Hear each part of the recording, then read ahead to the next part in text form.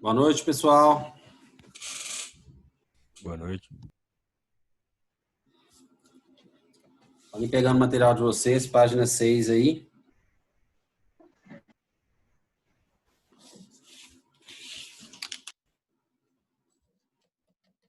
Vamos lá, eles vão chegando aí, né? Deixa eu compartilhar minha tela com vocês. Paramos aqui.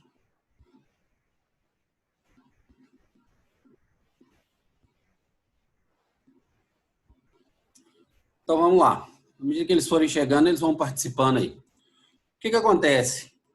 Boa noite mais uma vez, né? Tinha alguns alunos já na sala na hora que eu dei o primeiro boa noite, outros chegaram um pouco depois.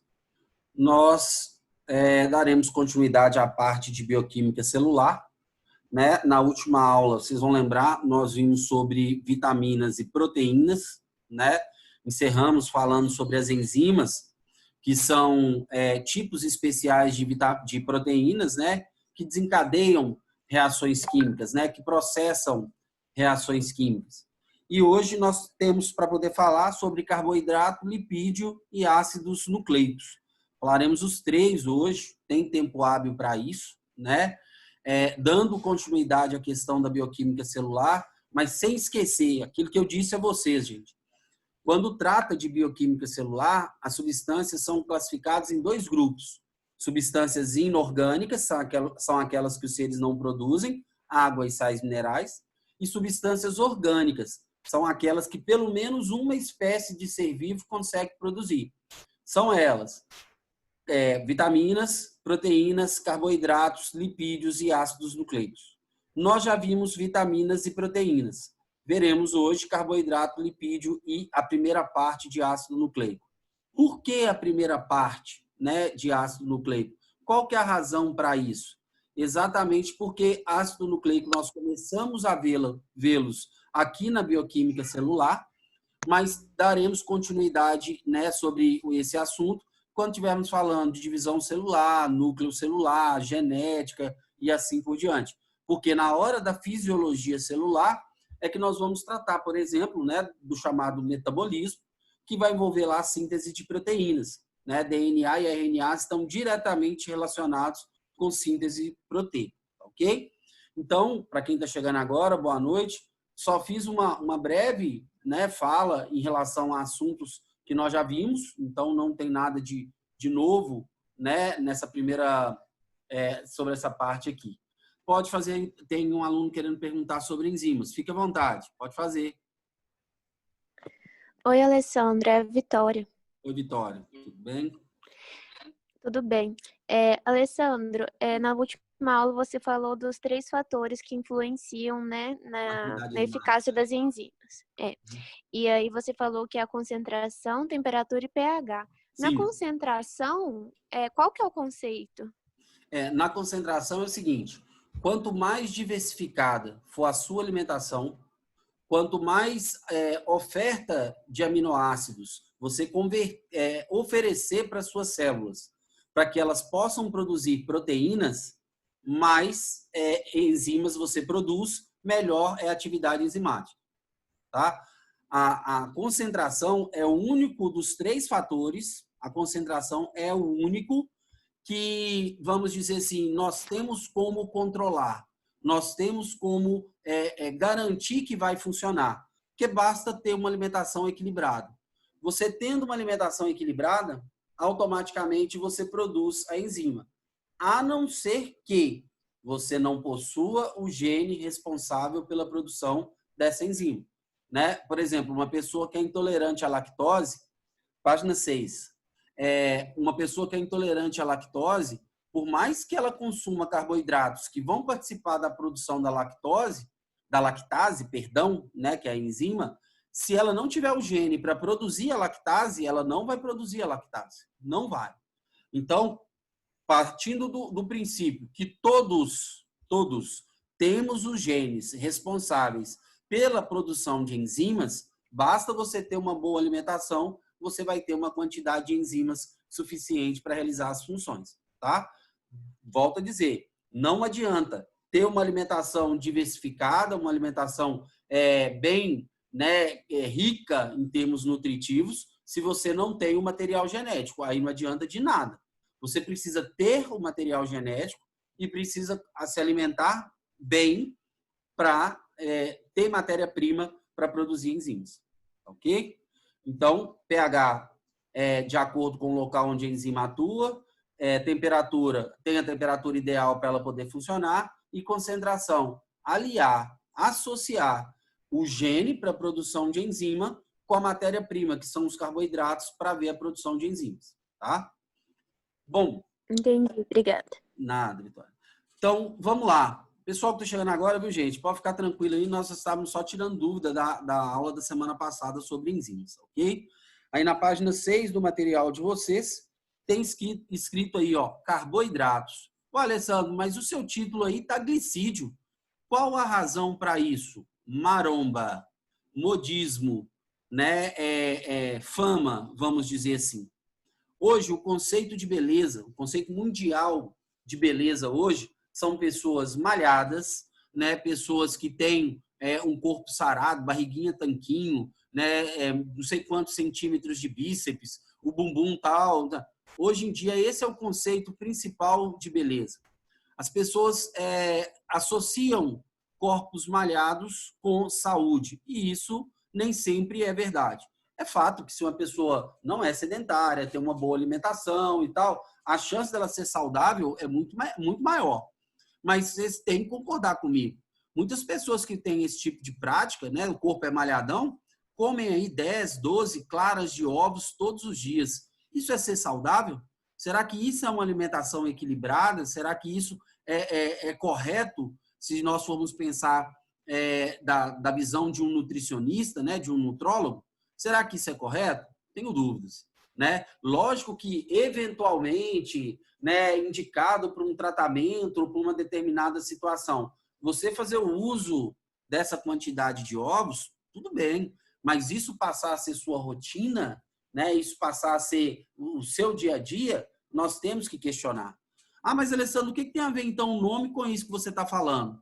Glicídio é o nome mais atual que se dá para açúcar, carboidrato, que são nomes que estão queimados, vamos dizer assim, perante a sociedade.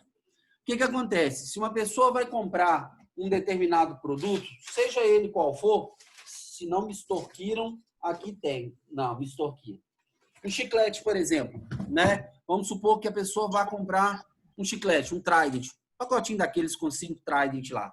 Está escrito lá, no sugar, né? Ou seja, sem açúcar. Aí, será que está completamente sem açúcar? Será que não tem açúcar nenhum? Né? Na verdade, coloca ali no sugar relacionado à sacarose, que é o açúcar que dá o sabor doce ao alimento. Mas, com certeza, tem outros glicídios lá. Só que eles não colocam glicídios. Por que, perdão, eles não colocam carboidratos, eles não colocam açúcares. Por que não? Se uma pessoa está preocupada em perder peso, e grande parte das pessoas brigam, lutam, né, para perder, na verdade não perde peso, né, perde massa, né? Peso é força, massa é quantidade de matéria. Então, mas popularmente falando, a gente fala de perder peso, né? Mas vocês estudam isso em física e sabem, ninguém perde peso, as pessoas perdem massa. Peso é resultado da massa que um corpo possui. Mas, enfim, quando as pessoas estão lá preocupadas, né, em perder massa, se tem carboidrato, as pessoas evitam.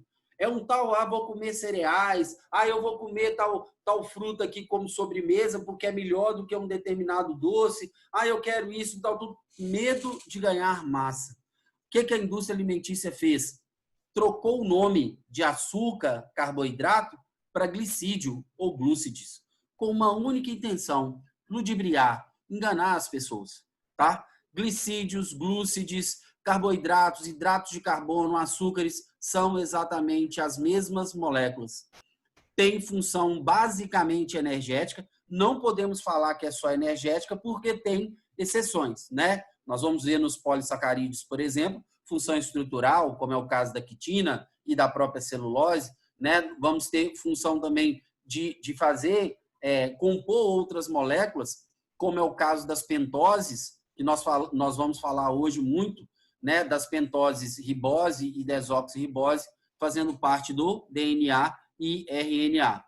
Mas, enfim, sempre que forem falar de glicídios, se tiver questão de glicídio, gente, vocês podem ficar cabreiros. Fiquem espertos, tá? Glicídio é a mesma coisa que carboidrato. A glicose é um exemplo de glicídio. É um exemplo de monossacarídeo. Aí a glicose serve para quê? Respiração celular aeróbica. É ela que vai dar energia para o funcionamento do nosso corpo. Né? Então, essa glicose ela é essencial para o funcionamento do nosso corpo. Só que, para nós podermos, vamos dizer assim, ter uma massa que é ideal, se a pessoa quer perder massa, o consumo, vamos dizer assim, a relação é simples. Você tem que consumir uma quantidade de glicídio menor do que você gasta. Se você gastar mais do que você consome, você emagrece. É simples. Funciona assim. O raciocínio é simples. Executar, eu concordo que é difícil, viu, gente? É básico. Quero perder massa. Diminuo o consumo de glicídio. Mas, Alessandro, e lipídio, gordura, eu posso continuar comendo normalmente? Gente, o carboidrato engorda mais do que o lipídio. Por quê? Se você exagerar no consumo de lipídio, o seu corpo vai eliminar o excesso através das fezes. Mas se você exagerar no consumo de carboidratos, o seu corpo vai converter esses carboidratos em lipídio e vai armazenar em você. Então, o excesso de lipídio, seu corpo descarta. Mas o excesso de carboidrato, não. O excesso de carboidrato, o seu corpo converte em lipídio e acumula. E aí é um problema sério para quem quer perder massa, igual eu estava falando com vocês, tá? Então, após essa fala inicial aí sobre a questão dos glicídios, que são a mesma coisa, né, que carboidratos, açúcares, hidratos de carbono e assim por diante. Função basicamente energética é a principal, né, fornecedora de energia. Aqui está um exemplo de polissacarídeo, né, a chamada celulose. Nós, humanos, não conseguimos transformá-la em energia. Né? Os bovinos, os ruminantes, eles conseguem transformar a celulose em energia. É por isso que boi só come capim e mesmo assim tem tanta gordura espalhada pelo corpo. Tanta gordura na picanha, né, na costela, né, no contrafilé, na maçã de peito e assim por diante. Porque se não fosse assim, gente, pode parecer banal, mas pensem. Quando uma pessoa quer fazer dieta, normalmente as pessoas não falam assim, olha, não come gordura, muita gordura não come sobremesa não, come só alimentos de origem vegetal que eu sei que você emagrece. Gente, o boi só come capim e o capim é pobre energeticamente falando. Por que o boi tem tanta gordura? Pela quantidade de capim que ele come e pela capacidade que ele tem de converter a celulose em energia. Mesma coisa conosco. Eu concordo com vocês que se a pessoa se alimentar, né, de produtos naturais, né, produtos de origem vegetais, de origem vegetal, a chance dela engordar é menor. Mas isso não significa que ela comendo qualquer tipo de vegetal, ela vai simplesmente emagrecer, não. Enfia a cara no açaí, por exemplo, mesmo que não tenha nenhum acompanhamento. O açaí está entre os alimentos mais energéticos que existem e virou febre entre adolescentes e jovens. Muitas pessoas, e aí, gente, são vários, vocês da turma que está assistindo aí, ó, grande parte já deve ter feito isso. Vamos juntar a turma ali tomar um açaí. Lógico que tem os acessórios que são ainda mais calóricos, mas o açaí, né, a polpa do açaí, o açaí é uma árvore típica da região norte do Brasil, com uma polpa riquíssima em carboidrato e lipídio. É extremamente calórico. Se você consumisse o açaí puro, já era muito calórico. Imagine com a quantidade grande de acompanhamentos. Piorou. Então, não é só simplesmente se alimentar de algo que é de origem vegetal, que tem problema, que não engorda não, tá? Olha, diga. O cupuaçu é tão calórico quanto açaí ou não? Não, o cupuaçu ele também tem uma quantidade de carboidrato considerável. Só que o cupuaçu tem mais lipídio, João.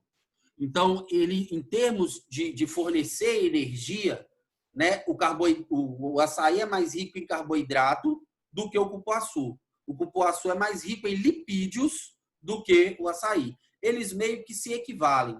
Só que como nós estamos falando de questões nutritivas, aí que vem a questão. O excesso de lipídio, o seu corpo elimina. Te dá uma diarreia, você coloca o excesso de lipídio para fora. Mas o excesso de carboidrato, seu corpo não elimina. O excesso de carboidrato, o seu organismo vai converter em lipídio e acumular. E é aí que vem o grande problema em relação a ganho de massa, tá? E é justamente por causa disso, pessoal, que quando as pessoas vão colocar na alimentação equilibrada, né, na alimentação saudável, o pessoal fala muito das fibras. Ah, vamos comer o arroz integral porque é rico em fibras. Vamos comer a semente de linhaça que é rico em fibras. Ah, esse biscoito aqui ele é integral porque tem fibras. Qual a razão? Simples. Nosso estômago tem um volume. Quando você come um alimento rico em fibra, é rico em fibra de celulose. As fibras vegetais são feitas de celulose. Então, vamos imaginar que você comeu e ocupou parte do seu estômago com essas fibras. Rapidinho você vai se sentir saciado. Por quê? Porque nós não digerimos a fibra de celulose. Então, você meio que enganou o seu corpo. Você mandou fibras que ocuparam um espaço dentro do seu estômago, te deu a sensação de saciado, porém, essas fibras não se transformarão em carboidrato. Nós não temos como digerir. Por isso, uma alimentação rica em fibras favorece na perda de massa. Diferentemente de uma alimentação rica em amido. Por exemplo, quem tem o hábito, né, quem gosta mesmo, né, de macarrão. Macarrão forma o palato, né, o paladar do macarrão, ele é muito bom, mas porque vem acompanhado de coisas que favorecem para isso. Ah, o macarrão à bolonhesa, o macarrão com molho branco, o macarrão com isso, o macarrão com aquilo, beleza. Só que todos vocês vão concordar comigo. Você come o macarrão, logo depois você está com uma sensação de vazio, uma sensação de fome. Por quê? O macarrão, quando cai dentro do seu estômago, ele é feito de amido. E o amido nós conseguimos transformar em energia rapidamente. Então você come, seu estômago enche, só que rapidamente ele o quê? Esvazia. Mas ele esvaziou não é porque você não deu conta de digeri-lo. Pelo contrário, você está digerindo rápido. Então logo ele já desce, esvaziou seu estômago de novo, você está com fome de novo, come de novo. Você está com fome de novo, come de novo. Então dá aquela sensação de estar constantemente com fome, porque a digestão do amido é rápida, diferentemente da celulose.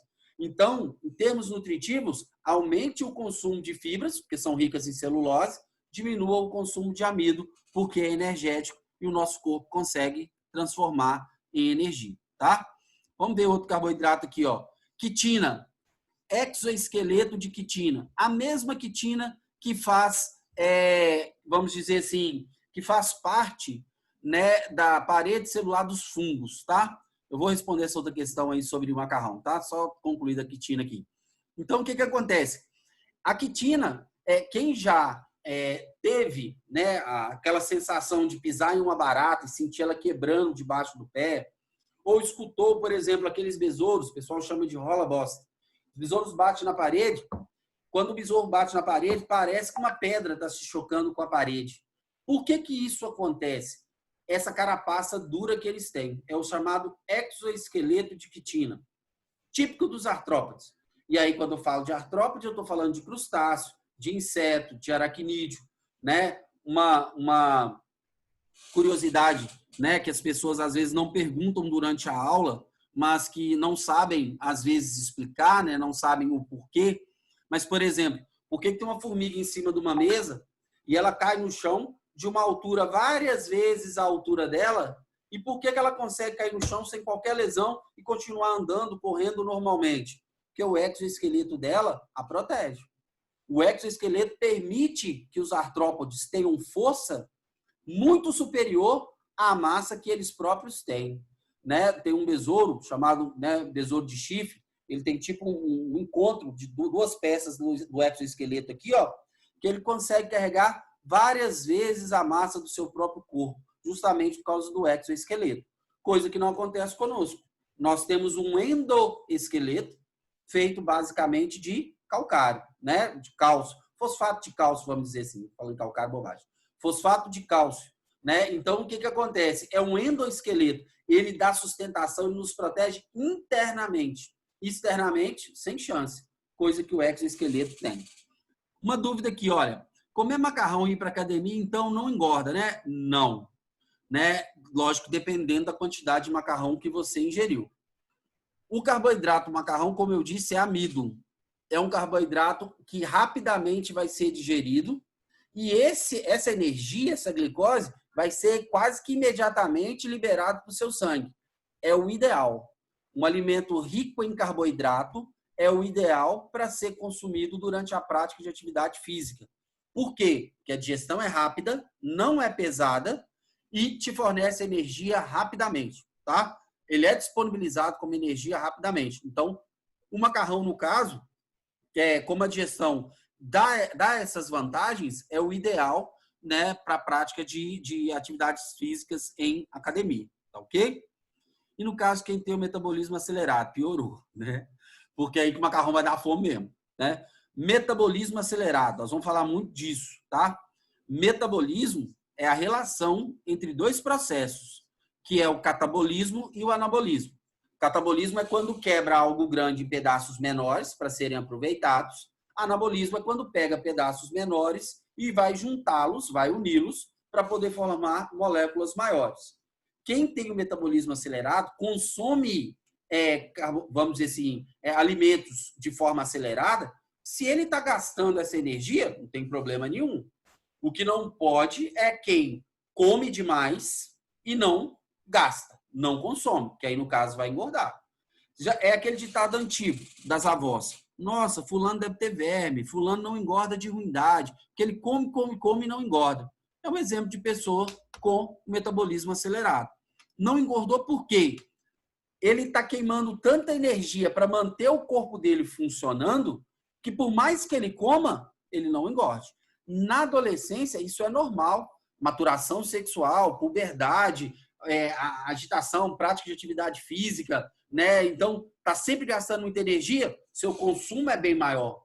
Com o avanço da idade, gradativamente, você vai consumindo menos alimento. Por quê? Porque o metabolismo também vai meio que equilibrando, vai meio que vamos dizer assim, freando, até que chega no equilíbrio e aí é só mantê-lo mesmo, ok? Então, vamos lá. O exoesqueleto de quitina eu já tinha falado com vocês, né? Tá aí um caranguejo e um besouro. A classificação, que aí está no caderno, na apostila de vocês. Os carboidratos, gente, eles são divididos em 3 grupos, basicamente. Os monossacarídeos, mono 1, os disacarídeos ou oligosacarídeos, que tem de 2 a 5 monossacarídeos ligados em sequência, e os polissacarídeos, quando tem vários monossacarídeos ligados em sequência, tá? Então, monossacarídeo, uma molécula só. Oligosacarídeo, a palavra oligo, né, O-L-I-G-O, tem a ver com poucos, tá? Então, oligosacarídeos, poucos monossacarídeos unidos. Nós vamos estudar principalmente os disacarídeos, que são 2 moléculas só, e os polissacarídeos, que são 1, tá? Monossacarídeos, carboidratos com uma molécula só. Temos que pensar nas pentoses, que fazem parte de DNA e RNA. É uma questão estrutural que eu falei com vocês inicialmente e é fundamental que saibamos. A pentose ribose é encontrada no RNA e a pentose desoxirribose é encontrada no DNA. Diferença entre as duas. A pentose, né, vamos dizer assim, tem um erro aqui, gente, ó. Tô lendo aqui, tô vendo o erro. Deixa eu mudar aqui, senão dá problema. É C5H10O5, tá? Deixa eu salvar. Minuto. Então, vamos lá. Então, a pentose é ribose, C5H10O5. E a pentose desoxirribose, C5H10O4. Ué, Alessandro, mas se só tem 4 oxigênios, então não poderia ser pentose, teria que ser tetrose. O que determina no monossacarídeo se ela é pentose, tetrose, hexose, é o número de átomos de carbono, não o número de átomos de oxigênio, tá? Se tem 5 carbonos, é uma pentose, né? Se tem 6 carbonos, hexose. Se tem 7 carbonos, heptose, tá? Os monossacarídeos vão de 3 a 7 átomos de carbono, com 3 trioses, com 4 carbono, tetroses, 5 carbonos, pentoses, 6 carbonos, hexoses, 7 carbonos, heptoses, tá? nas pentoses, as que fazem parte dos ácidos nucleicos, e as exoses, que são essenciais para o fornecimento de energia, tá, gente? Tudo que nós comemos, tudo vai ser transformado em uma exose. Seu corpo vai digerindo, quebrando, reagindo, sintetiza umas, degrada outra, para se transformar em glicose. A glicose é a energia da vida. A glicose é o querosene, o combustível, o óleo diesel das nossas células. Por exemplo, vamos supor, eu comi 2 trioses, 2 monossacarídeos, que cada um tem 3 átomos de carbono. Essas 2 trioses vão juntar para formar uma exose, uma pentose, para eu poder transformar em energia. Para o meu corpo conseguir utilizá-la como fonte de energia, tá? Então, os monossacarídeos, eles são essenciais à vida. Nós vamos falar de disacarídeos, de polissacarídeos, mas a nossa intenção, no nosso metabolismo, é quebrar essas outras moléculas em glicose, que é o monossacarídeo, para que o nosso corpo possa transformá-la em energia, tá? Continuando aí, qualquer dúvida pode parar, pode interromper, viu, gente? Fontes, né, de monossacarídeos, as frutas em geral. Detalhe importante, viu, gente? Muita atenção. Isso é muito utilizado como distrator, tá? Para a ciência, não tem diferença entre fruta, legume, verdura, não. Para a ciência é frutor. Então, a palavra fruta é diferente de fruto. Fruta é um termo popular, é o senso comum para descrever algo que normalmente é doce e é servido, né, como um complemento do alimento. Isso é frutar. Fruto é todo e qualquer órgão vegetal cujo embrião, que é a semente, veio envolvido pela parede do ovário, que no caso é a polpa do fruto. Então, por exemplo, uma pimenta é um fruto, mas não é uma fruta. O chuchu é um fruto. A berinjela, o tomate, a abóbora são exemplos de frutos, não frutas. Aqui, nessa vasilha que está mostrando para vocês, pêssegos, né, uvas, maçãs e peras, né? Alguns nem fruto verdadeiro aí não são pseudofrutos, mas nós vamos deixar lá quando formos estudar vegetal. Isso aí são frutas e, ao mesmo tempo, frutos, coincidentemente, né? Tem até um romance escondidinho ali. Mas o que acontece? No senso comum, fruta, na ciência, fruto. Não precisa ser doce para ser considerado fruto. Não precisa ser comestível para ser considerado fruto. Já fruta é um nome que se dá a algo normalmente de sabor adocicado, tem abundância de frutose, então tem um sabor adocicado e é utilizado como complemento ao alimento, tá? Disacarídeo. Vem da palavra 2, é um tipo de oligosacarídeo. Eles se unem através de uma ligação chamada ligação glicosídica, que é a ligação que une 2 monossacarídeos, tá? Dentre os disacarídeos, nós vamos destacar 3. E vocês verão que são 3 que fazem parte do nosso cotidiano. Nós falamos com uma frequência grande e, às vezes, não damos a devida importância. 1, a sacarose, que é o açúcar que nós comemos no nosso dia a dia. Aquele açúcar cristal que você coloca lá no suco para fazer um café e tal, aquilo ali é sacarose. União da frutose com a glicose, tá? Frutose mais glicose, sacarose.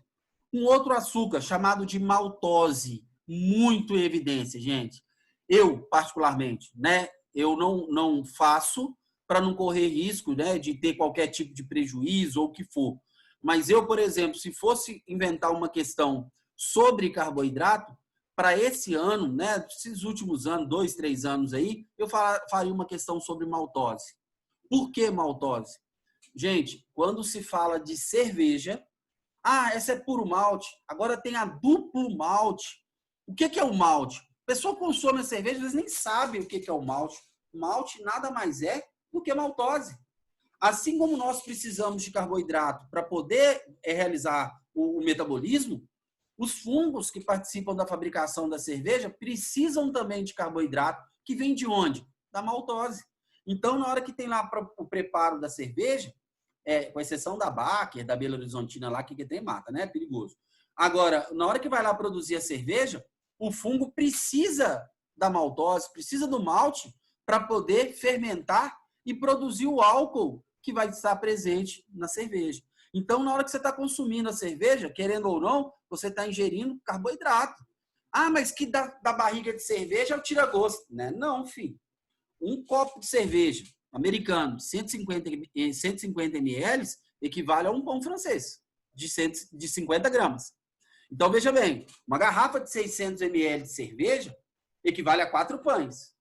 Dificilmente uma pessoa, em 1 hora, vai comer 4 pães puros, viu, gente? Pode colocar manteiga, presunto lá no meio, não, tá?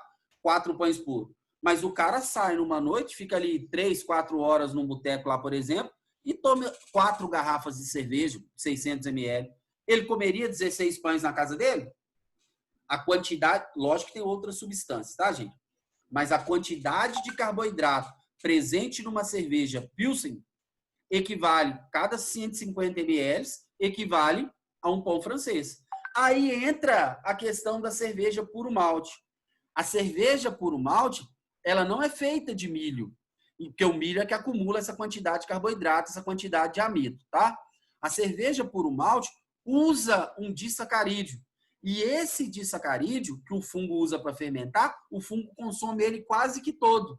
Então, a cerveja puro malte engorda menos. Essa foi a sacada da Ambev, colocando a Brahma duplo malte.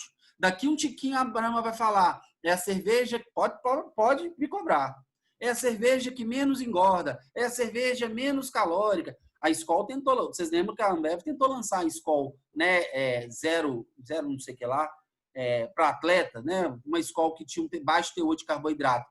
A duplo malte é o mesmo princípio. Coloca-se duplo malte, parece que é uma coisa fora do comum. Ela só é uma cerveja menos calórica. Coloca 2 tipos de malte, mas numa concentração menor. Então, ela é menos calórica, engorda menos. E a saída é isso mesmo.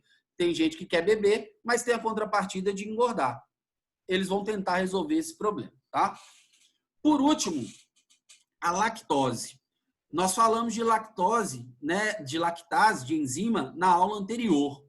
A lactase, a terminação ase, é de enzima.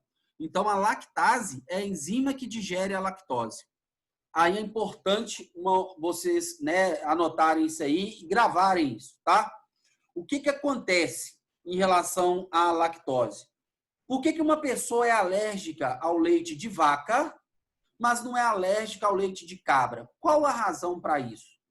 Olha, a lactose é um carboidrato, um disacarídeo, formado a partir da união da glicose, que a fêmea comeu, que a fêmea ingeriu, e a galactose, que é um carboidrato que cada espécie de mamífero produz a sua. Então, a mulher produz um tipo de galactose, a vaca produz outra, a égua produz outra, a porca produz outra, a cabra produz outra e assim por diante. A galactose é um carboidrato que cada fêmea de mamífero produz. Por isso, uma pessoa é alérgica ao leite de cabra e não é de vaca, e vice-versa. Por quê? Ela não é alérgica à lactose. Ela é alérgica à galactose que cada fêmea de mamífero produz, tá? Ficou bem claro? Os nomes são bem parecidos, mas não pode ter confusão. A lactose é formada pela união da galactose com a glicose. Juntas as duas, formam a lactose. Só que a pessoa que popularmente a gente fala que é alérgica à lactose, por exemplo, é alérgica ao leite, né, da vaca lá, ela não é alérgica à lactose em si. Ela é alérgica à galactose que a vaca produz. Porque a glicose todo mundo tem acesso. A glicose todo mundo está em contato com ela. Já a galactose não. A galactose, cada fêmea de mamífero produz a sua. A partir do momento que ela entrou no período de lactação, né, pós-parto, ela entra no período de lactação, junta a glicose que ela comeu com a galactose que ela produziu, aí vai formar a lactose que vai ser disponibilizada para o filhote. Bom? Lembre-se, terminação ase, enzima. Sacarase digere sacarose. Lactase digere lactose. Maltase digere maltose. Bom? Dos polissacarídeos, que eu estava falando com vocês, né? Já falei das fibras de celulose, aí está mostrando o bagaço de cana, não vou repetir, né? Porque eu já tratei isso com vocês. O amido, reserva energética vegetal, é a nossa principal fonte de nutrientes de origem vegetal, é o amido. Para vocês terem uma noção, né? Cada molécula de amido são cerca de 1.400 glicoses, variando até 4.000 glicoses, tá? Dependendo de qual é a fonte, tá bom? Mas olha para vocês verem, o amido é a nossa principal fonte de energia, né, de origem vegetal. Alessandro, mas você falou do macarrão. Pois é, o macarrão extraído do trigo, né, um cereal lá rico em amido. Rapidamente transformamos em energia. É a nossa principal fonte de energia. Só que tem um problema. Você digere rápido, tem fome rápido. Amido não sustenta. Acaba de comer um alimento que é amido puro. Por exemplo, hoje eu estou querendo mudar a minha alimentação, tal, tudo. Vou querer comer algo diferente. Então, eu vou comer ali só purê de batatas e vou tentar me sustentar com isso. Você está cometendo um erro enorme. Primeiro, purê de batatas é calórico.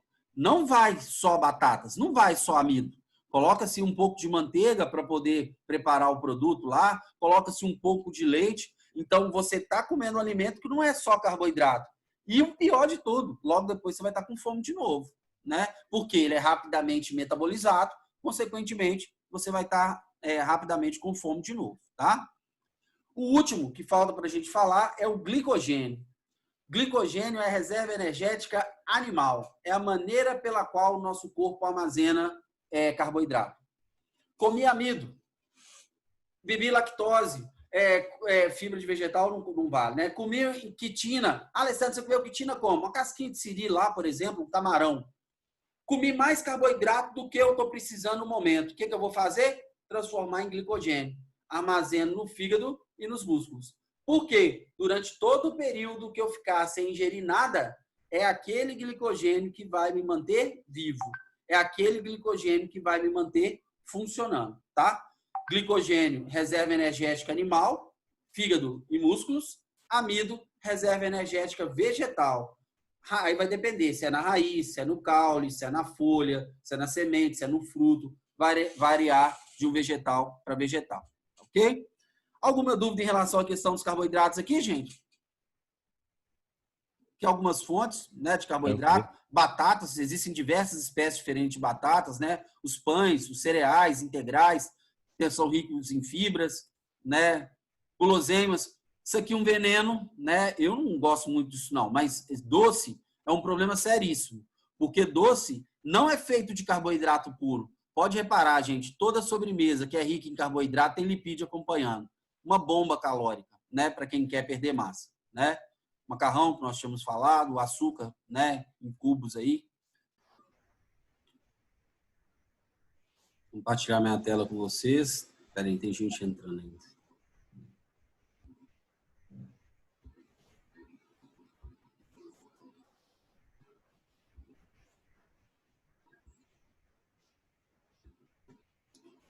Lipídio, gente. Lipídio é popularmente conhecido como o quê? Gordura. Óleo, gordura e cera, né? Basicamente, que nós chamamos, né? Nós conhecemos como lipídio. Óleo, gordura e cera. Alessandro, lipídio também é fonte de energia? Sem dúvida. Só que lipídio é uma fonte mais difícil, vamos dizer assim, de ser acessada. Lipídio é um tipo de fonte de energia que o nosso corpo precisa investir mais para conseguir transformá-lo em energia. Haja vista que a própria digestão do lipídio ela é mais demorada, ela é mais lenta, ela é mais difícil para ser completada, né? Para ser acessada. Né? Você pode reparar, da mesma forma que o macarrão, quando você consome, logo depois você está com fome, os alimentos ricos em lipídio, eles te dão uma sensação de sustento, né, de saciedade maior. Por isso, aquela imagem que eu mostrei para vocês, o slide anterior aqui da questão dos doces, né, eu mostrei para vocês que normalmente onde tem carboidrato, tem lipídio, justamente por causa disso, que é uma combinação dos dois, né, uma mistura dos dois. Lipídio e carboidrato normalmente são encontrados juntos. E aí é fundamental que nós tenhamos, né, a capacidade de discernir, né, de separar a digestão passo a passo, tá? Carboidrato, amido, a digestão começa na boca, termina no intestino delgado. Proteínas, a digestão começa no estômago, termina no intestino delgado. Lipídio, a digestão começa e termina no intestino, tá? Então, lipídio, apesar de nos dar essa sensação de saciedade, de demorar a digerir, ele é algo que deve ser, vamos dizer assim, consumido com ressalvas. Por quê? Ele nem tanto engorda assim, né? Ele não é o principal responsável pelo ganho de massa, mas ele traz sérios problemas para o nosso organismo quando ele se espalha pelo corpo, né? Qual de nós que nunca ouviu falar, por exemplo, de pessoas com triglicérides alto, com colesterol alto, né? Com excesso de lipídio, por exemplo, numa determinada área do corpo, como uma gordura ao redor do fígado, por exemplo? Tudo isso oferece risco de morte, né? Justamente por causa de quê? Ele não traz tanta massa. Lipídio não pesa, vamos dizer assim, né? Gordura não pesa. Gordura ocupa espaço, né? Esses sites, né? Às vezes essas chamadas que aparecem, por exemplo, em determinados sites ou em determinados vídeos que você vai assistir, fica aparecendo aquelas barrinhas lá e mostram como se fossem as fibras musculares do cara e a camada de gordura ao redor. Gente, 1 quilo de proteína vai dar um volume desse assim, ó, mais ou menos, carne. 1 quilo de gordura, o volume é esse. Gordura não pesa, vamos dizer assim. Gordura não tem massa, tá? Gordura ocupa espaço. Aí é que é o grande problema, né? Se ela ocupa espaço, coisas que naturalmente deveriam estar naquele local, a gordura está acumulando. E aí é que é o problema. É aí que mora o perigo. Nós precisamos de lipídios? Sim, lipídios são essenciais. Só que se consumidos de forma irresponsável, de forma descontrolada, eles se tornam vilões, tá? O principal deles, o mais famoso, colesterol. Muitas pessoas metem o pau no colesterol. Colesterol isso, colesterol aquilo, não sei o quê, colesterol... Gente, tem um bom e tem um mau colesterol. Nós não podemos pensar que o colesterol é só ruim, não. O consumo desenfreado, o consumo irregular de colesterol, concordo com vocês, oferece risco de morte. Isso aí não há dúvida. Mas nós necessitamos do colesterol para atividades fisiológicas do dia a dia. Nós somos dependentes desse colesterol. Só que qual colesterol? É aí que nós temos, né? E nós vamos estudar sobre isso, tá? Então, quando nós falamos da questão dos lipídios, basicamente óleo, gordura e cera, né? Função hormonal, como no caso dos esteroides, né? Vocês vão lembrar lá, ó, esteroides anabolizantes, popularmente conhecidos como bombas. Aquelas bombas que normalmente ou um atleta usa para poder se dopar, ou às vezes o cara que é praticante lá de academia quer ter um resultado rápido para ficar marombado, também usa esses chamados esteroides anabolizantes. A testosterona é um hormônio, é um exemplo de esteroide, né? Assim como a progesterona e o estrógeno. Só que testosterona significa aumentar massa muscular. A testosterona está diretamente associada à potência muscular, atividade muscular, consumo de energia, força. Só que isso traz, vamos dizer assim, efeitos colaterais. Normalmente o uso de esteroides traz distúrbios, principalmente hepáticos, mas também podem acontecer distúrbios nas gônadas, né? Testículos e ovários. Por quê? Porque o cara está recebendo altas doses de testosterona, você acha que o testículo dele vai funcionar? Para que o testículo dele vai produzir isso aqui de testosterona se ele está tomando um medicamento que oferece isso? Então, o testículo vai o quê? E atrofia. Só que junto com os esteroides, vem outras impurezas que o seu fígado é responsável para filtrar. O seu fígado é responsável para metabolizar. E é aí que você compromete as funções hepáticas. Mas também acaba atrapalhando questões neurológicas, principalmente comportamentais, né? A pessoa torna-se agressiva, né? Vamos dizer assim, agressiva mesmo é a melhor palavra, tá? formados a partir da união de um ácido graxo com álcool. É justamente esse álcool que vai determinar o tipo de lipídio, tá? O mais famoso é o glicerol, por isso que nós falamos glicerídeos, né? Triglicérides, é exatamente em decorrência do álcool glicerol. Alessandro, e esses ácidos graxos, né? Esse nome feio aí, de onde é que vem esses ácidos graxos? Lembram dos carboidratos que eu falei com você, se você consumir em excesso? O excesso de carboidrato que você consome é transformado em ácido graxo. O que seu corpo entende? Se está sobrando ácido graxo, produz o álcool para reagir e transformar em lipídio. Aí é que vem o problema de comer carboidrato excessivo e engordar. Diferentemente do lipídio que eu consumo ao ingerir um alimento rico em gordura, um torresmo, por exemplo, o torresmo, o excesso de gordura, meu corpo coloca para fora na defecação. Mas o lipídio que o meu corpo produz, meu sistema digestório foi para fora, não. Exagerei no carboidrato, uso o carboidrato que eu preciso, o que sobrou, transforma em ácido graxo, meu corpo produz álcool, acumulo. Então, se você quer começar a perder medidas, perder massa, comece controlando o carboidrato. Coma lipídio, lógico, dependendo do tipo de lipídio, tá? O lipídio ruim, né, que nós vamos ver depois que é o LDL, o colesterol ruim, ele nem tanto vai te engordar, mas vai te trazer problemas por ocupar espaço, principalmente nos vasos sanguíneos, como eu falei com vocês, né? Mas o lipídio em si, ele não é tão ruim para o organismo, né, como acontece, por exemplo, né, com o carboidrato. Bom, são compostos energéticos, pois na falta da glicose, quando não tem glicose, quando não tem carboidrato, a célula vai oxidar lipídios e consegue a liberação de energia para ativar os seus trabalhos. Então, veja bem, você só queimará lipídio, que está lá, né, a bolchetezinha, a gordura acumulada. Você só vai queimar esse lipídio se não tiver mais carboidrato disponível no seu corpo. Então, quanto mais carboidrato você queima, você consome, perdão, por mais que você queime na atividade física, se você não consumiu todo o carboidrato que você ingeriu, você nunca vai atacar o lipídio. Você precisa diminuir a quantidade de carboidrato para que você consuma mais energia do que carboidratos. Porque acabando esse carboidrato, seu corpo começa a oxidar os lipídios que estão acumulados e você, consequentemente, irá emagrecer.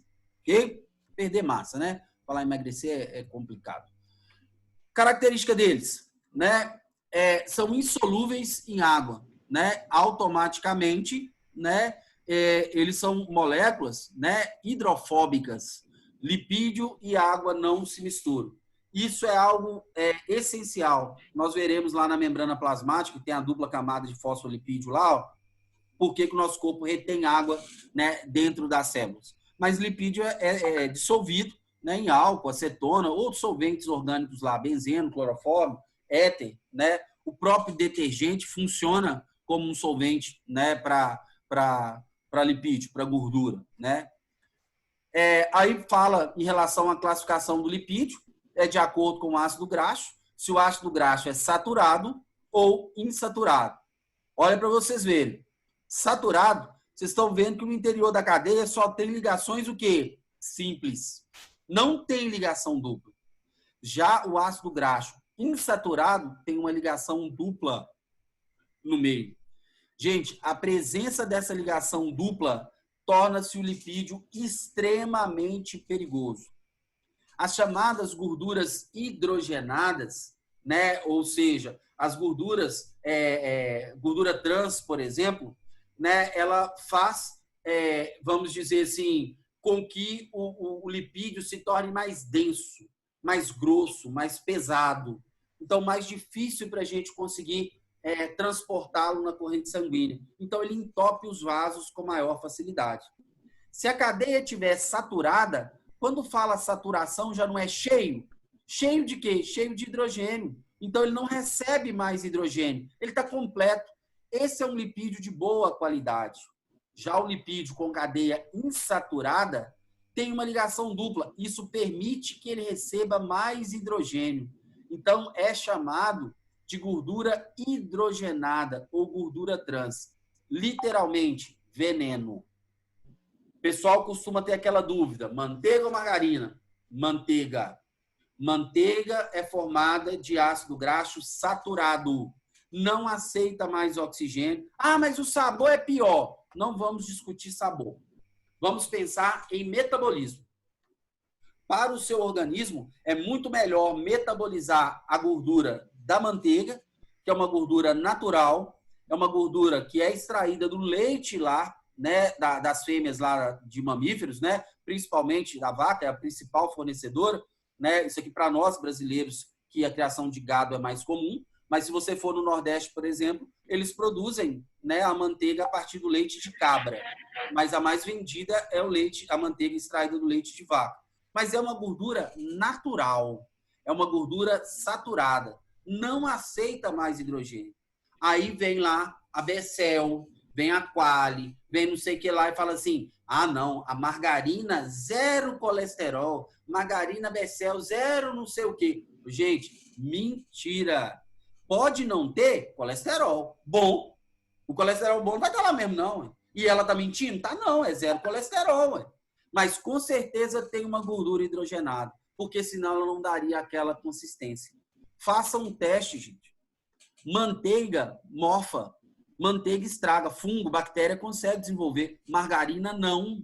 Margarina é gordura hidrogenada. Nem os seres que decompõem lixo, matéria orgânica, consegue fazer com que, vamos dizer assim, a digestão, a decomposição daquele produto aconteça. Tamanha a complexidade da molécula, tá? Uma dúvida que surgiu. O que a quantidade de hidrogênio tem a ver com que eu não entendi? O que acontece?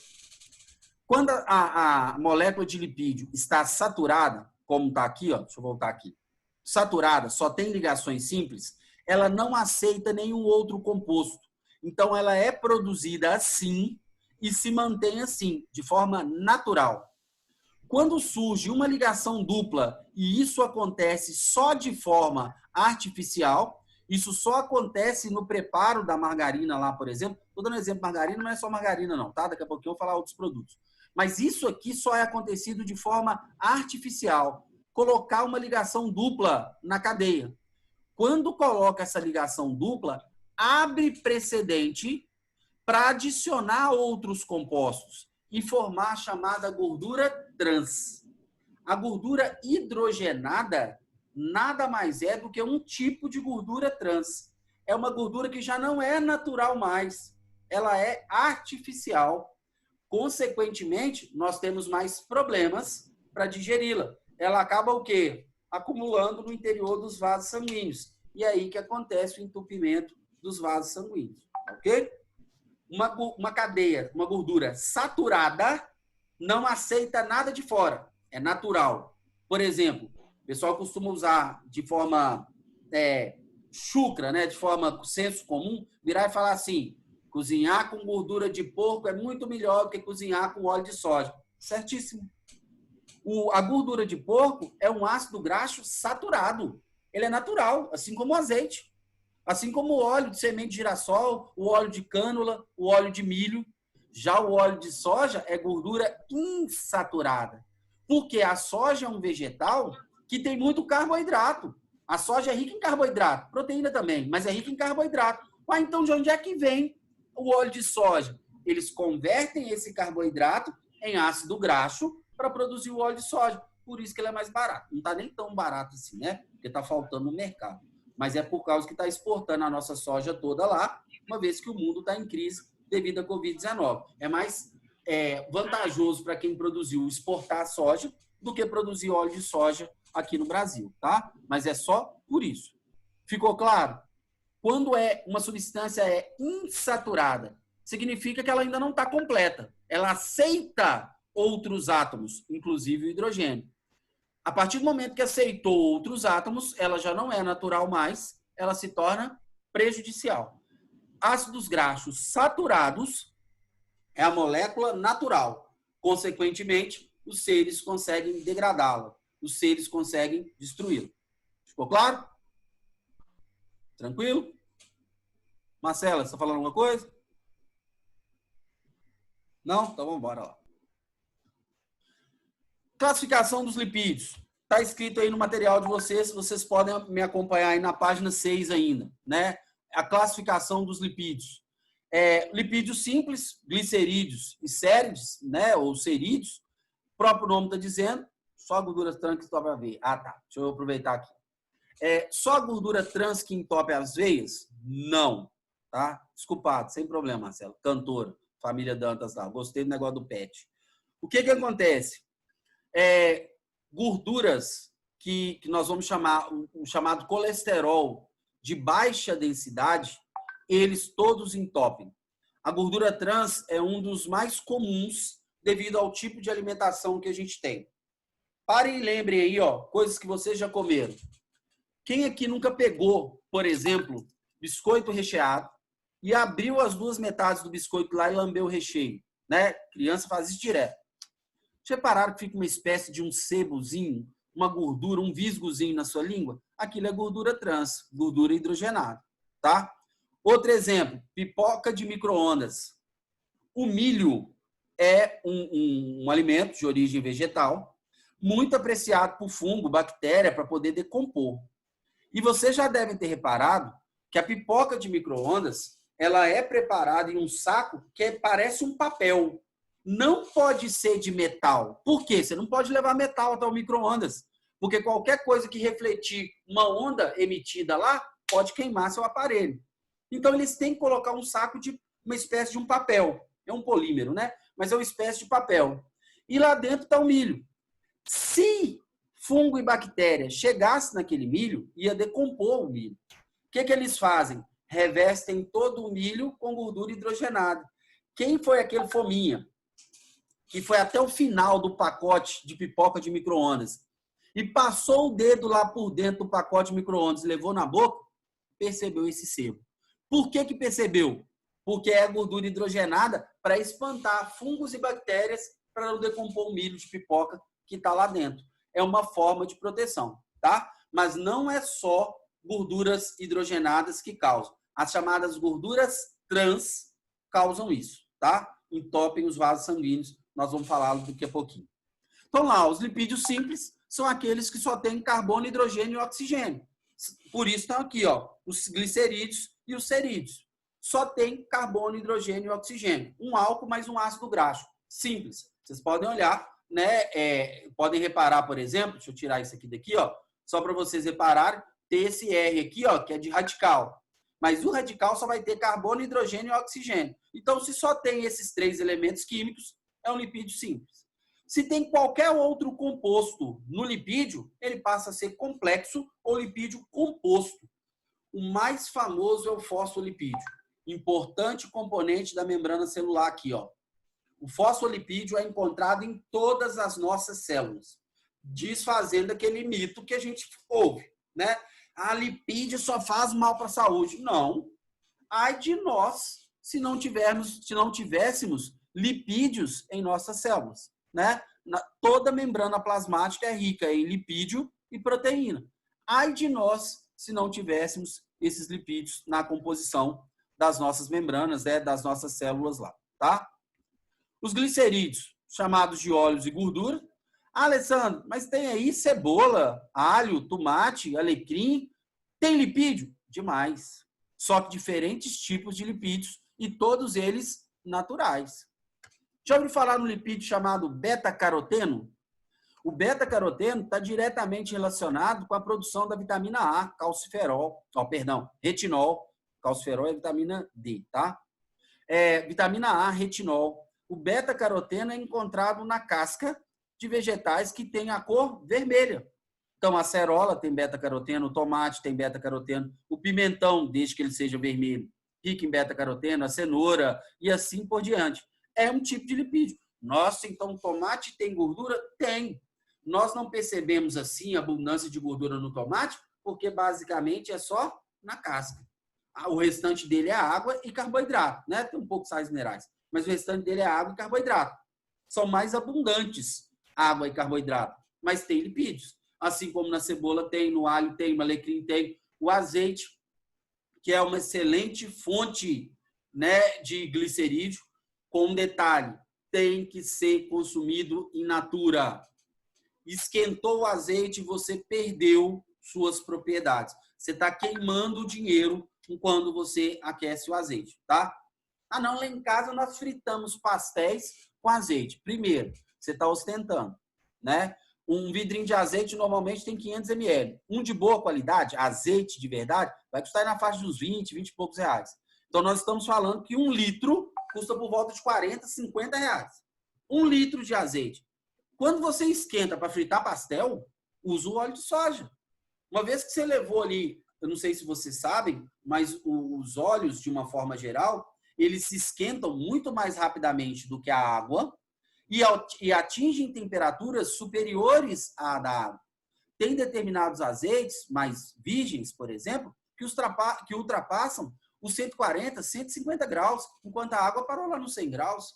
Né? Qualquer azeite, vamos dizer assim, curraleiro, meio termo aí, chega aí por volta de 110, 120 graus, num curto período de tempo.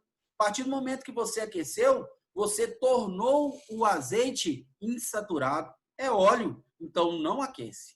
O azeite é para ser consumido em pratos in natura. Uma salada, né, que você está consumindo, ou você acabou de servir a sua comida e quer colocar um fio de azeite. Ah, mas a comida ainda está quente, mas já não está a 100 graus mais, não está a 90 graus. Às vezes está ali com 40, 50 graus, ainda mantém a propriedade. Muitas pessoas comem, por exemplo, né, pizza e usam um azeite, queijo e usam um azeite, ótimo. Azeite é colesterol de boa qualidade, é um bom colesterol, é um colesterol de alta densidade, principalmente, né, um azeite de verdade, gente. Não vale azeite vacaiado, não. O pessoal costuma comprar óleo composto e falar que é azeite. Quando vocês forem comprar azeite, procurem uma informação que chama acidez máxima. Essa acidez máxima, ela é dada em porcentagem, ela vai determinar, ela vai te indicar qual que é a porcentagem, né, de gorduras hidrogenadas, gorduras trans, nesse azeite. Então, ele vai te indicar o quão puro ele é. Qualquer valor acima de 1% sai fora. Não é azeite, é óleo. Quanto menor for a acidez, e aí os melhores azeites estão em torno de 0,3, 0,4, até 0,5 é um azeite top. Um azeite top, bom, mas bom mesmo. Chegou em 1%, sai fora. Restaurante, dificilmente vão te colocar azeite de verdade. Se você gosta de pizza com azeite, coma no restaurante sem usar o azeite. O que sobrou que você colocou na vasilha, coma na sua casa utilizando o azeite de verdade. Por quê? A ideia de consumir pizza com azeite é típica dos italianos.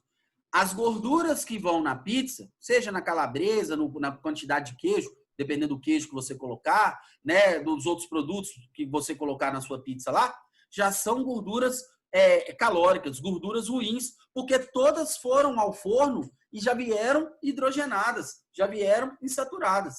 O azeite que ia aliviar a sua barra.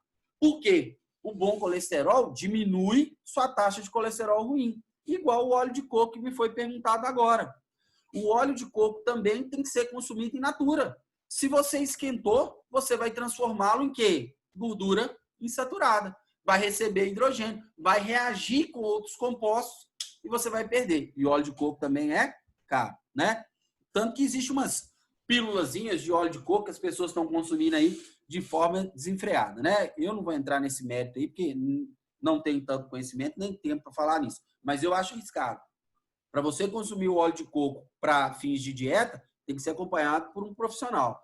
Porque, a não ser que você corte outras fontes de lipídio, né? Porque senão vai virar uma bomba o seu organismo, né? Mas, enfim, né? A pessoa deve estar se cuidando. Cerídeos, as ceras em geral, também são lipídios simples. Basicamente, né, no nosso organismo é só a cera do ouvido, tá? Agora, as abelhas usam para fazer colmeia, tem a cera da carnaúba, que é um vegetal muito comum, vamos dizer assim. Tem ceras que determinados vegetais passam em cima das folhas para evitar a desidratação excessiva, né, para proteger com a quantidade de água dentro da célula. Vai depender, né, da fonte, né, da importância do que vai ser considerado lá, tá? Agora, os esteroides. Aqui eu gostaria de chamar a atenção de vocês.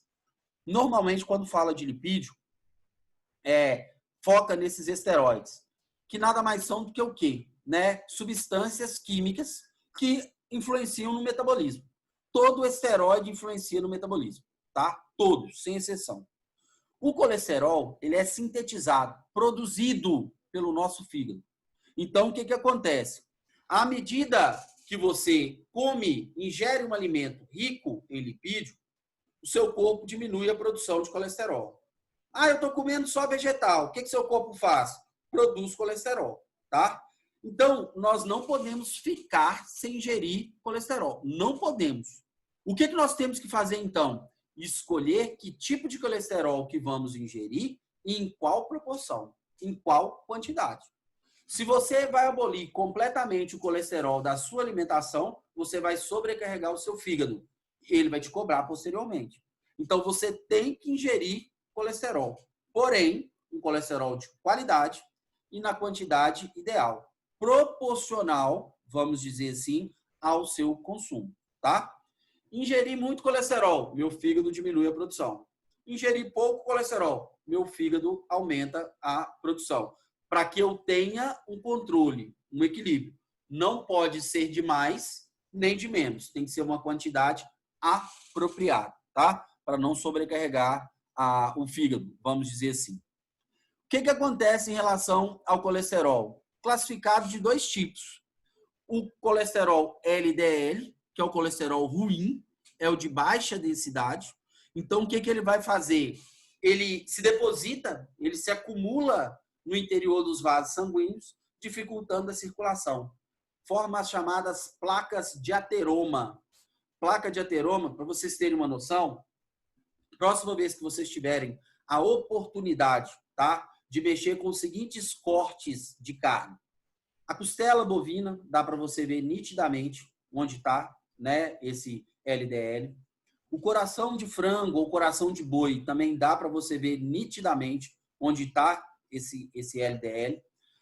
Às vezes, né, cortes menos, vamos dizer assim, de menor valor, normalmente são ricos em LDL, tá? O cupim é um exemplo de veneno que está se tornando muito comum.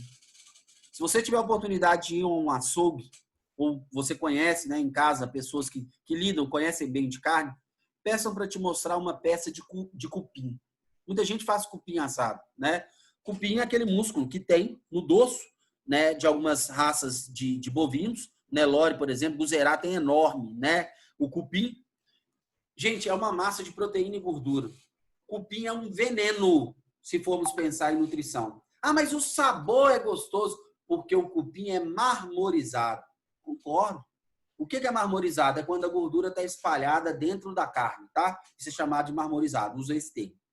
O Angus é um exemplo de bovino em que a gordura de boa qualidade marmoriza no interior da carne. Então a carne fica suculenta e macia, mas é uma gordura de boa qualidade, diferentemente do cupim. O cupim dá um sabor bom, mas o tipo de gordura que você consome é uma gordura LDL, é uma gordura ruim, prejudicial. Portanto, deve ser evitado. Aí vem o nosso super-herói, o nosso vantajoso, que é o HDL, que é a lipoproteína de alta densidade. Essa proteína, o HDL, quanto mais alto ele tiver no seu corpo, melhor é para você. O LDL alto significa que a taxa, o HDL alto significa que a taxa de LDL vai diminuir, porque é o HDL que transporta o excesso de LDL de volta para o fígado. Então, por exemplo, se você comer um cupim e tem muito LDL no seu corpo, você precisa ingerir HDL para que diminua a taxa de LDL no seu organismo. Quanto mais HDL você tem circulando no seu sangue, menos LDL entupindo as suas artérias. Por isso, comer peixes é tão bom, castanhas, né, cereais, eles são ricos em HDL. É aí que é a vantagem que eu falei com você, de ter a pizza e você jogar o azeite em cima. Porque o azeite é HDL. E o que ele vai fazer com o LDL que você comeu? Ele vai destinar esse LDL para o seu fígado. Alessandro, mas gordura no fígado é ruim. Concordo. Mas antes a gordura no seu fígado do que ela circulando no seu sangue. o risco de você morrer com ela circulando no seu sangue é maior do que ela no seu fígado, tá? Isso aí, Giovana, você lembrou, né? LDL, logo Deus leva. É isso mesmo, tá? Um macetezinho, eu lembro na aula presencial ainda que ela comentou sobre isso, né? LDL, logo Deus leva. Na hora da prova isso vai ser útil para vocês. LDL, colesterol ruim, né? Prejuízo. HDL, colesterol bom. Quanto maior sua taxa de HDL, menor vai ser a sua de LDL. Isso desmente qualquer coisa daquilo que as pessoas falavam. Nossa, meu colesterol tá alto, eu tô quase morrendo. Gente, se for bom colesterol, você tá bom, ué. Não tem por que você tá quase morrendo, não. Ah, meu colesterol ruim, meu LDL tá alto. Aí você tá perigoso mesmo. Seu LDL tá alto, você tem chance de passar por um cateterismo, né? Ou ter que fazer uma ponte safena, uma arteriosclerose e assim por diante. Mas se o seu colesterol alto for o HDL, de boas, tranquilo. Você não tá tão ruim assim, não. Você tá até bem a sua alimentação. Aí mostrando como que eles funcionam, né? O LDL, ele se deposita no interior, né, das artérias, nas paredes das artérias, vai oxidando e ele vai entupindo, ou seja, ele vai prendendo, né? E vai juntando cada vez mais, acumulando o LDL e até entupir o vaso sanguíneo, tá? Os esterídeos ou esteroides, né? O estradiol, um exemplo, testosterona, progesterona e assim por diante, fazem com que os músculos se desenvolvam além do normal, mas aqui tem determinados efeitos colaterais, né? Aqui são, né, deformações, lesões em decorrência do uso exagerado das bombas, né? Tá aqui a representação aqui, ó, das aplicações, né, de hormônios produzidos em quantidades assim superiores a que o corpo consegue metabolizar e, consequentemente, vai, né, causando as deformações. Lesões hepáticas, como eu falei com vocês, né, lesões também nos testículos, questão cerebral e assim por diante, tá? Algumas funções estrutural, fazendo parte da membrana plasmática, eu já tinha falado com vocês, fornecimento de energia, né, nós também já tínhamos falado, reserva energética, isso aqui, gente, pedaço de bacon, dá para vocês verem nitidamente, a pele, a camada de gordura subcutânea e depois vem a camadas de músculo liso, né, tecido de preenchimento, né, tecido conjuntivo propriamente dito e tal. Nossa barriga é exatamente isso aqui, ó. O que vai diferenciar a largura disso aqui, ó, né? Qual a quantidade de tecido adiposo, né, gordura subcutânea que você tem, tá? Porque gordura, volto a dizer, ocupa muito espaço. Não necessariamente pesa, tá? Mas ocupa espaço. Alessandro, todo esteroide injetável pode ser considerado ruim para o nosso organismo? De jeito nenhum. Tem pessoas que precisam fazer reposição hormonal e usam esteroides. Uma mulher que entrou na menopausa vai usar esteroide. Uma mulher que está usa como anticoncepcional injetável, também está usando esteroide. Só que tudo com acompanhamento médico, sem problema, tá? Depende do tipo de esteroide e da forma de administração. A testosterona, por exemplo, aplicado em um homem, vai inibir o testículo dele de funcionar. Então, ele vai depender da testosterona exógena, que vai chegar nele, porque os testículos não vão trabalhar. Já a testosterona numa mulher vai masculinizar o corpo dela. Basicamente, ela vai ficar deformada, né? Com o corpo masculinizado. Lógico que não vai ficar igual esse cara retardado, esse troglodita aí, né? Mas deformado, masculinizado. Voz fica mais grossa, parece muito pelo corpo, né? Mas fica durinho, fica, beleza, mas, né? Eu imagino que a pessoa tem que ter consciência do que está fazendo, né? Aí falando em relação à questão, né, dos dois, não precisam decorar tabelas, tá? De jeito nenhum, né? Normalmente quando cai uma questão sobre os dois, vem valores de referência para vocês terem essa noção, né? Então aí até 100 tá ótimo, 100 até 110, né? Tem que tomar cuidado, 160 tá perigoso, acima de 160 tá pedindo para ver São Pedro, né? Tá querendo ver Jesus. Não pode, logo Deus vai levar. Fontes de lipídio, carnes vermelhas, principalmente, porque são ricos em colesterol ruim, né? Os óleos, que também se tornam insaturados, né? Agora, lipídios de boa qualidade, amendoim, azeite, manteiga, não margarina, né? O óleo de milho, de girassol, de cânula e assim por diante. Agora, do lado de cá, sorvete, chocolate, doce, normalmente o povo fala que o que é gostoso, né? O que é gostoso normalmente é rico em LDL. Saibam por quê. É rico em LDL porque é uma gordura ruim, nem fungo, nem bactéria consegue decompor, tá? A maior parte das guloseimas são feitas assim, tá? Infelizmente. Olha, biscoito recheado, veneno. Alessandro, você não come? Não, como. Sou gordo, não é à toa. Mas é veneno. Para a saúde não é bom, tá? Mas tem que falar com vocês.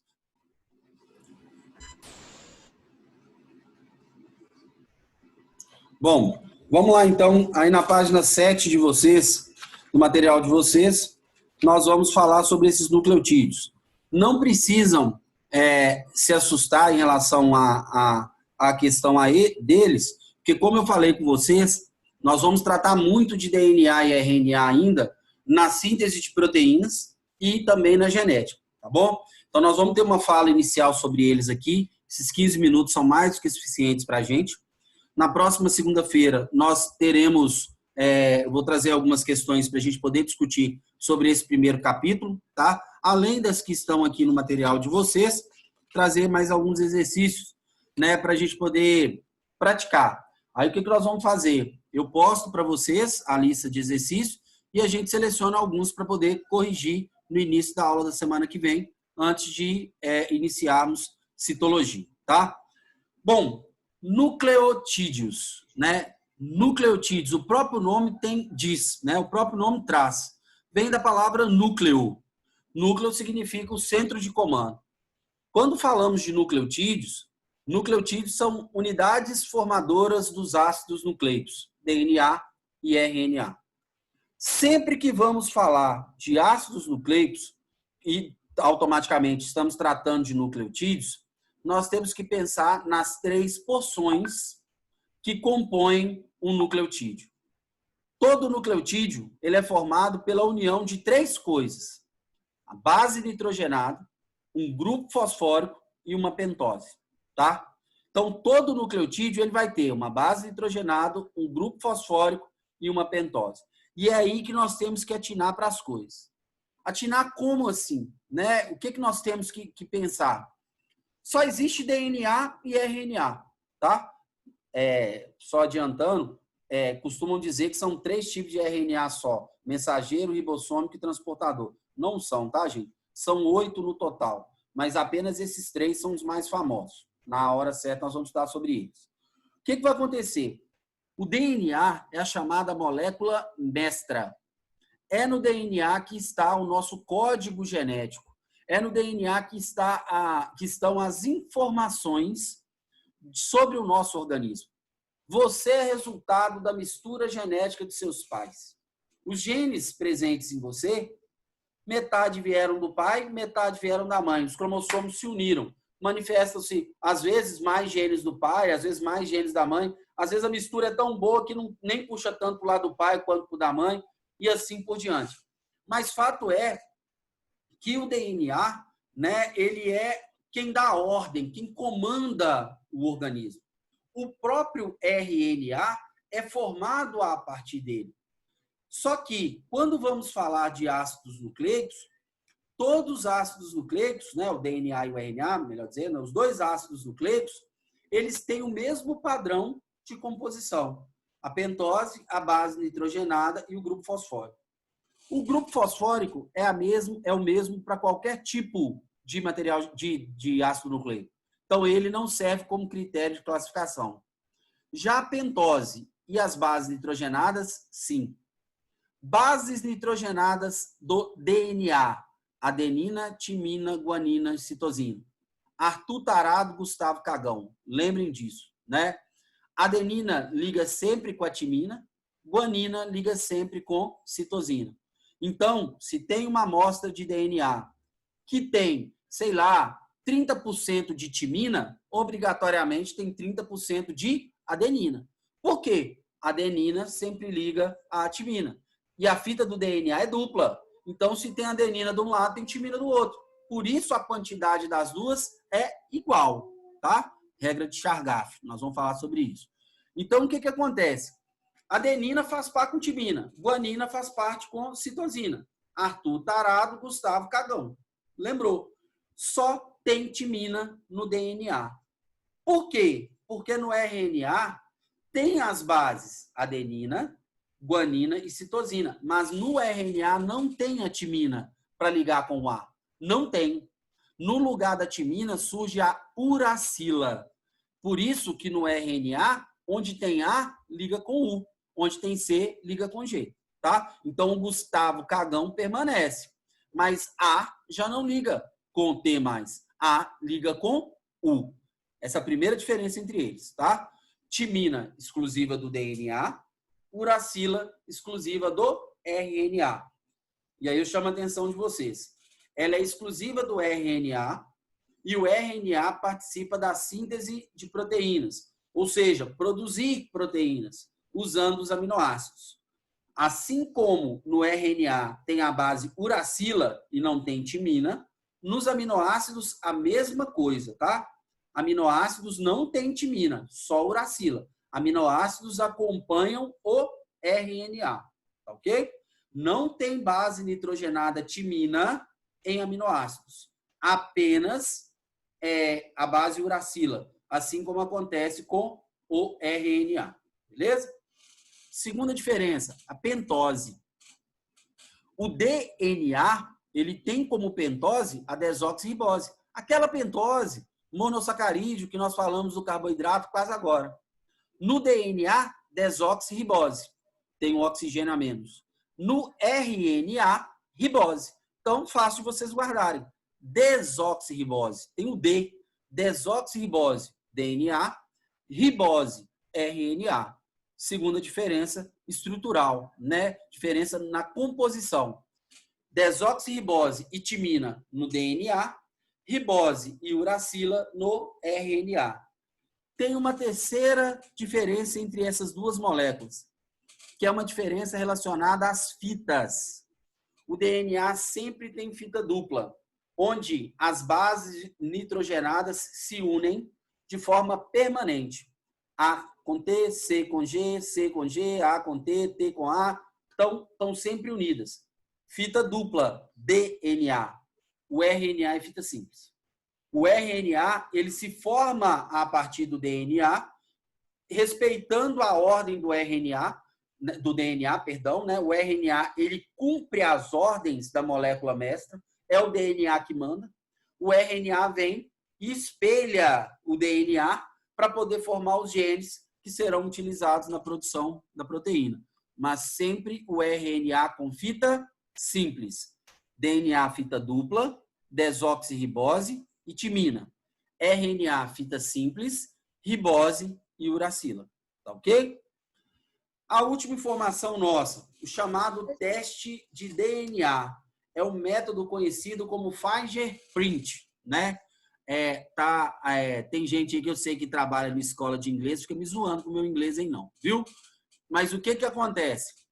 Esse método, popularmente conhecido como teste de DNA, vocês podem acompanhar aí na base, né, da página 7, ele visa comparar, né, os genes entre mãe, pai e filho. E a comparação é simples. Inclusive, tem uma questão aí no material de vocês, que nós faremos uma dessa ou semelhante, que ela caiu no Enem, lá na página 12. Se nesse intervalo entre a minha aula e a do Bartolomeu der aí, se vocês quiserem, quem puder fazer, pode fazer, que é importante, tá? O que acontece em relação a essa questão, esse método? Gente, como eu disse a vocês, todo filho, ele é formado a partir da união dos cromossomos de origem materna com os cromossomos de origem paterna. Eles se espelham, né? Se a criança apresenta um gene, por exemplo, representado aqui por essa caneta vermelha, esse gene tem que ser encontrado na mãe ou no pai. Não pode a criança ter um gene e ele não ter um correspondente na mãe ou no pai. Tem que ter. Alessandro, e pode ter um gene na mãe e no pai e não aparecer na criança? Pode. Isso aí pode. A mãe e o pai têm, mas a criança não aparecer. Pode ser. Isso aí não há problema. O que não pode, em hipótese alguma, é aparecer um gene no filho e não aparecer na criança. Não, perdão. Aparecer no filho e não aparecer nem no pai nem na mãe. Tem alguma coisa errada. ou esse menino foi trocado na maternidade, ou o cara que está criando ele não é pai dele, não. Está pagando o pato, né? Está pagando pensão, mas não é ele o pai da criança. Não tem como. Esse método, ele ficou famoso, conhecido como teste de DNA, por causa daquele programa lá do SBT, lá, né? O programa do Ratinho. Por causa daquelas babaquices lá, brigaiada, tudo forjada lá e tal. Mas, na verdade, esse teste de DNA, ele é utilizado com infinitas possibilidades, né? Uma questão muito importante de vocês terem noção em relação a isso, que pode ajudá-los, né, na resolução de uma questão, independente se for de ciência da natureza, se for de biologia, até numa outra questão, por exemplo, numa outra área de conhecimento.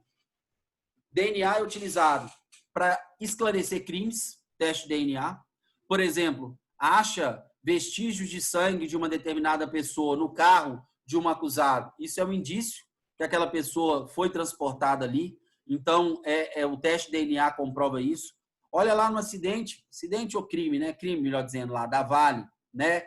Da barragem lá de Fundão, por exemplo, né? Olha o que aconteceu. Tem corpos que ainda não foram encontrados, 6 pessoas, né? Para serem enterradas. Hoje em dia, lógico, não tem nada preservado. 1 ano e meio depois do que aconteceu lá. O teste de DNA que vai indicar qual parte é de cada indivíduo, se aquele ali faz parte do corpo de uma pessoa ou não. Então, é importante, nesse caso, para identificar sobreviventes, por exemplo, né, ou pelo menos reconhecimento de corpos. Polícia usa demais o teste de DNA. Outra coisa importantíssima, transgênicos, né, organismos geneticamente modificados, usam teste de DNA para poder, vamos dizer assim, aumentar a produtividade, selecionar, né, linhagens de vegetais que são, vamos dizer assim, que produzem melhor, ou determinadas características em animais que vão ter algum tipo de benefício, e assim por diante. São infinitas as ações do DNA, né? Por isso que eu falei com vocês que nós falaremos muito dele ainda. O exame de DNA não é exclusivamente para a paternidade, e fique bem claro. O exame de DNA serve para uma série de fatores. Um caso absurdo, mas, né, infelizmente, para a gente encerrar a nossa aula aqui, mas a gente tem que comentar. Vocês vão lembrar do tio que violentou, né, a sobrinha lá de 10 anos, que ela engravidou, que virou aquela bagunça, tem que fazer aborto, não tem, que aborto é crime, não é, tá. É triste a gente relembrar disso. Mas há possibilidade de vocês terem que argumentar sobre isso. Então, assim, o que esse evento tem a ver com o teste com DNA? Tudo. A prova, né, final, a prova que, vamos dizer assim, que desbancaria qualquer defesa a favor desse cara, desse monstro que fez isso com a sobrinha dele, era o teste de DNA. Encontrou material genético do cara nos órgãos genitais da menina. Acabou. Se quisessem ir além, né, apesar de ser ainda feto, poderiam tirar material genético do feto e comprovaria quem foi o autor do abuso. Comprovaria quem que violentou aquela criança. Então, esse cara, ele não tinha escolha. Com certeza, né, eu posso afirmar para vocês, ele não tinha conhecimento disso, que poderia fazer o teste de DNA com o bebê, não. Isso alguém, né, orientando para ele assumir a culpa logo e não tentar inventar mentiras e pular fora, para ver se o juiz tem dó, se o corpo de sentença, né, que são os jurados lá, tem um pouco de conivência com ele, para amenizar a pena dele. Porque ele assumir. Porque assim que fizesse o aborto, extrai-se células lá do feto, faz o teste de DNA, ele é o suspeito, comparou, filho, já era. Não tem o que conversar. Né? Então, assim, quando falamos de DNA, não podemos esquecer de toda a aplicação. Inclusive o que nós estamos passando no momento agora, que é essa pandemia. Né? Nós sabemos que o coronavírus, ele não é um vírus de DNA, ele é um vírus de RNA. Mas o RNA se forma a partir de quem? Do DNA, então não tem conversa. Né? Os ácidos nucleicos, eles determinam a hereditariedade, eles determinam a herança genética, passar as informações de pais para filhos. Consequentemente, eles que escolhem, né, vamos dizer assim, que orientam que rumo que a vida vai seguir. Ok? Vou me despedindo por aqui.